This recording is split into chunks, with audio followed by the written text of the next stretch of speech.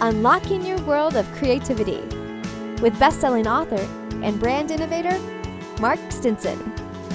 This episode is brought to you by White Cloud Coffee Roasters, nestled in the heart of Idaho's mountain wilderness, where every bean tells a story of adventure.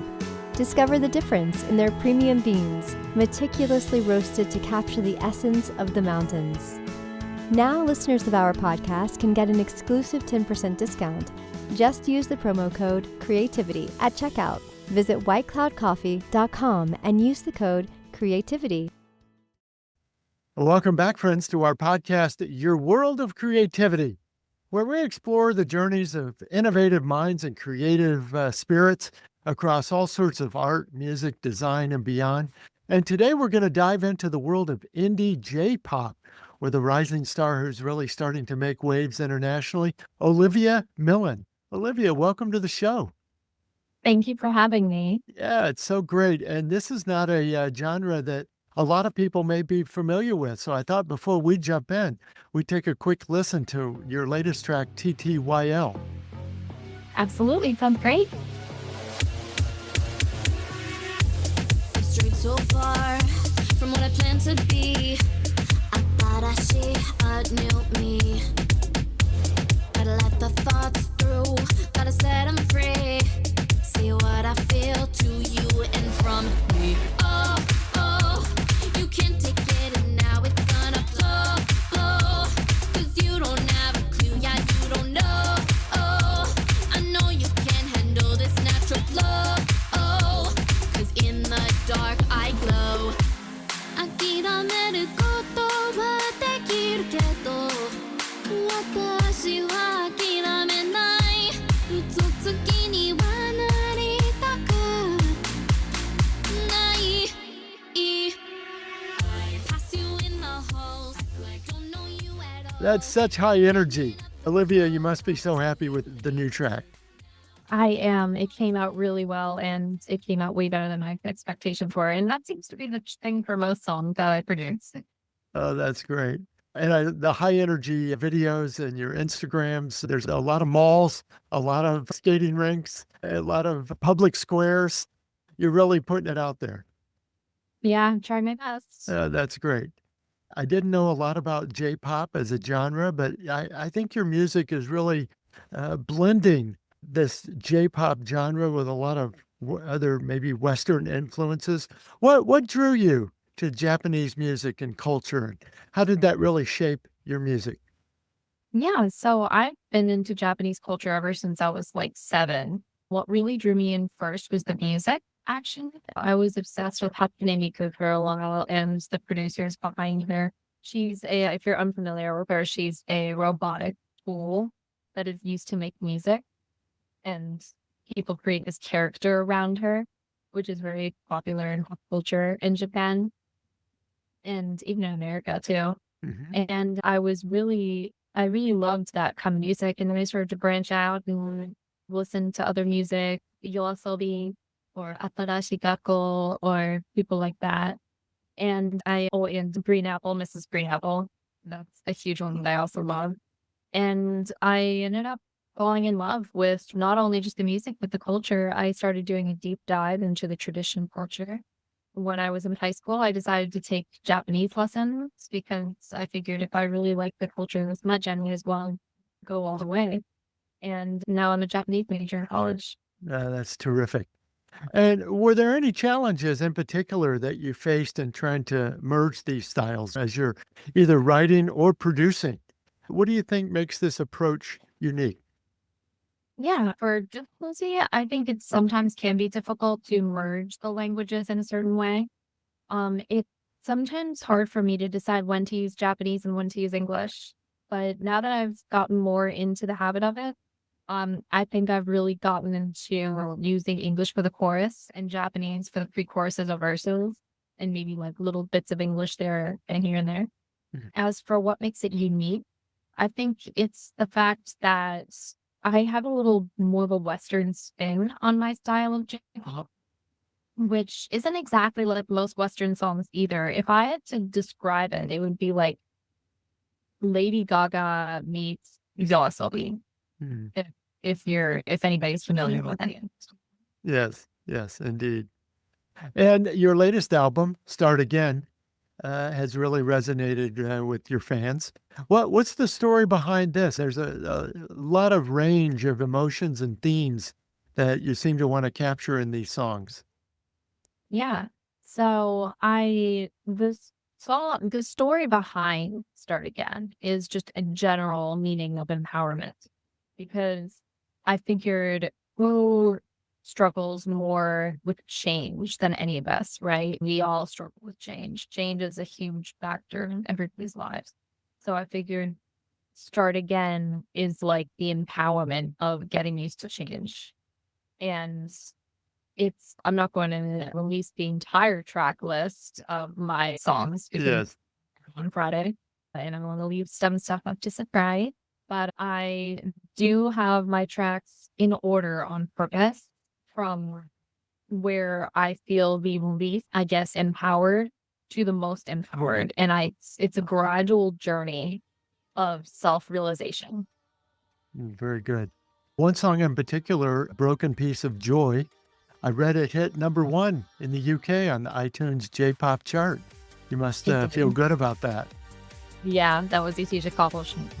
Yeah. Let's take a listen to some of that song. This is Broken Piece of Joy by Olivia Millin.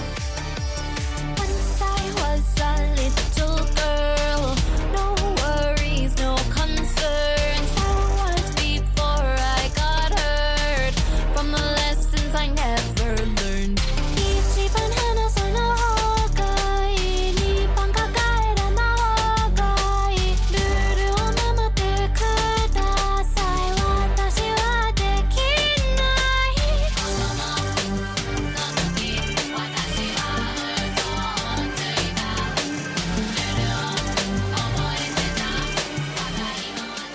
Olivia, you mentioned a minute ago that you're not only an artist, but also a student of Japanese culture, majoring in Japanese liberal arts at a leading university. How do you find time to balance both your academic pursuits with your writing, your recording, and performing?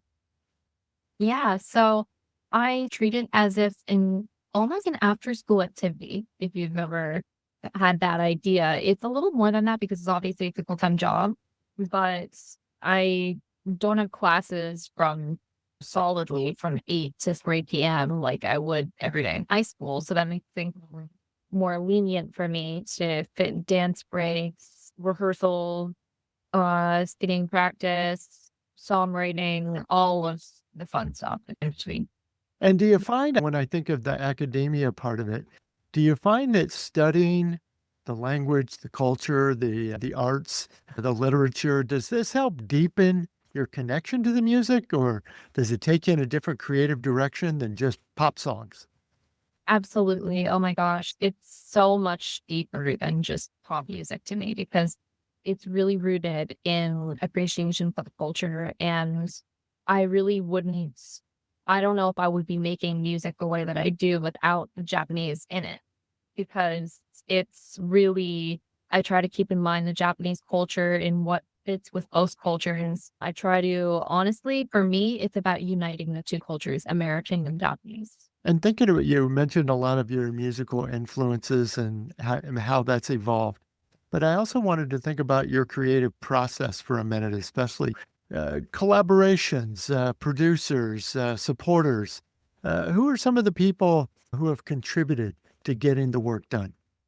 Yeah, absolutely. So I actually haven't done any collaborations singing wise with anybody yet. I'm completely open to it and would love to do one. But as for my production, my producer is Kevin Charge. He is a wonderful piece of artist that exists in this world. Oh my gosh, because I can create some really crappy track from Logic and I can just give it to him and he'll somehow make a masterpiece out of it every single time. And it's first try every time. Like, congrats, Kevin. We love you. And obviously my biggest supporters would be my parents because they help me with everything. They help me with finding the people who I need to find. They help me with getting the stuff done I need to get done.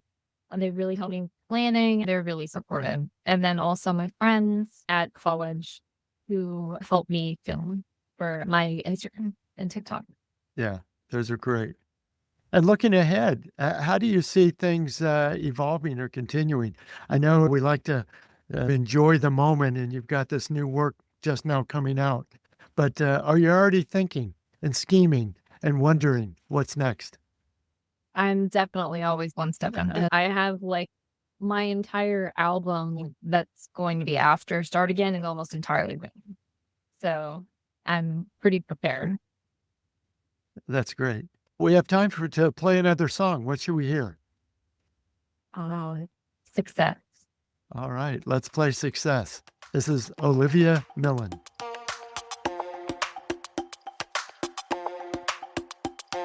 This is my formal big ask of God. Please hear me out. I just wanna use what I got. I want this, oh, want this pressure on me. 유메이, 니 나리따이. I want it all to the highest degree. They say careful what you wish for, but I disagree. So baby, take another look. 요금이 호시. If I make another hook, will you pay attention to me? Baby, I want more than I can stress. Don't give me the chance. It sounds so good, so upbeat, and a strong message here too. What's the message that you wanted to get across in this song? So this song specifically is a very strong message toward those who want to make it in the music industry. It really captures the feelings of those who really understand that they will be able to do anything, to go to any length to really make it in the music industry. And while keeping that way and also maintaining their utmost sincerity and humbleness about who they are as a person and how they relate to the world. Hmm. You've accomplished so much success for just a 20-year-old yourself. And as you think about your journey, what advice would you give those who are coming up? Yeah, again, regardless of genre, but they're trying to find their creative footing. What advice, and from your own experience, would you offer? Yeah, I think the biggest advice that I'd offer would be the fact that you have to be careful in this industry. It's not all rainbows and flowers. It's a lot of darkness, and there's a lot of darkness in it. There's a lot of dark people who want to take advantage of you. There's a lot of people who won't be afraid to really capitalize on you without giving you much in return. So you have to be careful. But if you can withstand that, then you can pretty much withstand anything. Fantastic. Good insights. It sounds like maybe you've experienced some of that yourself. Absolutely. I've dealt with not only bullying, which is apparent in many of my songs, which honestly has helped me to this day with hate comments and stuff like that. So I'm actually very grateful for it. But I've also dealt with certain people who pretend to be who they're not, who say they know people who they don't. They get you to really ride on their back. And then once they leave, you feel so dejected and so hopeless. But you have to realize that they weren't who they said they were anyway. And you really have to do background checks on these people because not nobody, there are some people, but there are very little people in this industry who will be who they say they are. I appreciate your honesty on that. When talking to so many creative artists, especially singer-songwriters, this theme of resilience does come through, that you have the days that are ups and downs, but you do push through. And even when there's a no or there's somebody who is not genuine or authentic, you do have to find your way to push forward. Yeah, absolutely. You've experienced that yourself, huh? Absolutely. Yeah. Dealing with bipolar disorder as well. There's a lot of ups and downs, right? And that's specifically one thing that makes it really hard. But through the ups, I songwrite and really down to songwriting because songwriting in, my life. And I really don't need a lot of people ask me what the difference or the break is between my personal life and my work life, but I really don't see one because songwriting and music is my life. Mm. And it helps you maybe express or cope with some of those other feelings and emotions? Absolutely. hmm Thanks for sharing that.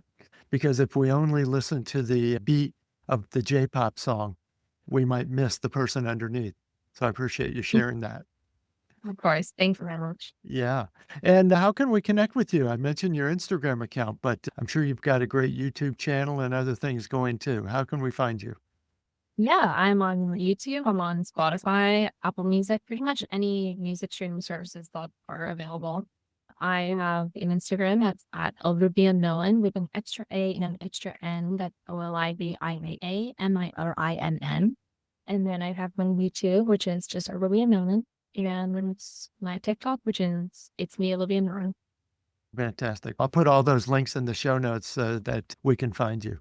Olivia, it's been such a pleasure hearing about you and your music and listening to more J-pop than I would have in an average week. So I really appreciate you sharing your music with us. Of course. Thank you very much for having me. Yeah, we can't wait to hear more about your journey. So stay in touch with us. And listeners, before we go, I want to thank our sponsor, White Cloud Coffee Roasters. You can enjoy a 10% discount on your order when you use the code CREATIVITY at checkout. Visit whitecloudcoffee.com to see their full selection of coffees and grab your discount.